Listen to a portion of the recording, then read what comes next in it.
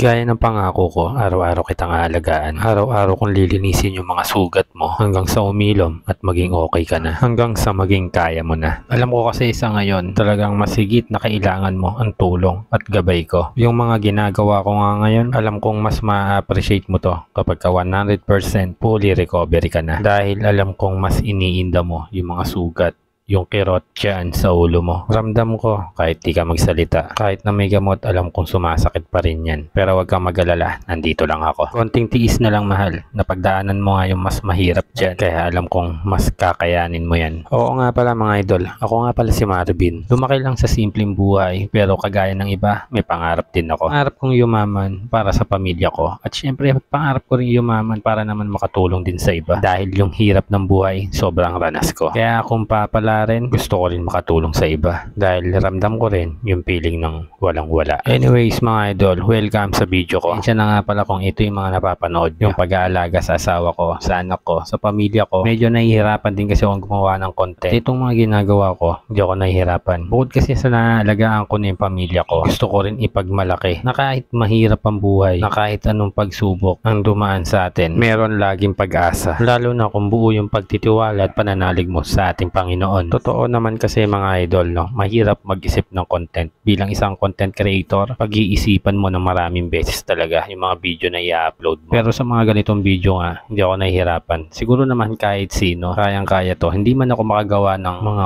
quality video or quality na content. Okay lang, wala akong pake. Haha, joke lang. Dito kasi sa pagbibideo ko, sa asawa ko, sa pamilya ko, mas nag-i-enjoy ako. Nag-i-enjoy ako na inaalagaan ko sila. Nakaka-enjoy din kasi kahit papaano may nakaka-appreciate ng mga ginagawa ko. Hindi man pang malupit ang video yung mga nilalabas ko. Okay lang. Ang iniisip ko na rin habang ginagawa ko yung mga video na to, yung asawa ko. Dahil sa panahon ngayon, alam kong hindi pa niya na-appreciate lahat ng to. Pero once na maging okay na siya at bumalik na yung lahat-lahat sa kanya, alam kong mapapanood niya tong video na to. At nai-imagine ko, mapapangiti siya habang pinapanood niya to. At ilang beses niyang uulitin na panoorin at panoorin yung mga video kung paano ko siya inalagaan at hindi sumuko. Kaya gusto ko rin i-shoutout ang lahat ng mga followers ko, lahat ng sumusuporta, yung mga nagko-comment, nakakataba ng puso. Kasi na-appreciate nila yung mga ginagawa ko. At sana rin sa iba mga idol, nakakapagbigay din ako ng inspirasyon kahit sa mga ganitong video lang. Dahil gusto ko lang din naman na iparating sa iba, ang buhay ay hindi puro sarap. Lagi tayong may pagdadaanan, laging may problema. Pero wag nating kakalimutan na isingit kahit papaano na mag-enjoy pa rin tayo at i-enjoy yung buhay na kahit nahihirapan tayo. Laban lang mga idol. Hanggang dito na muna tong kwento ko.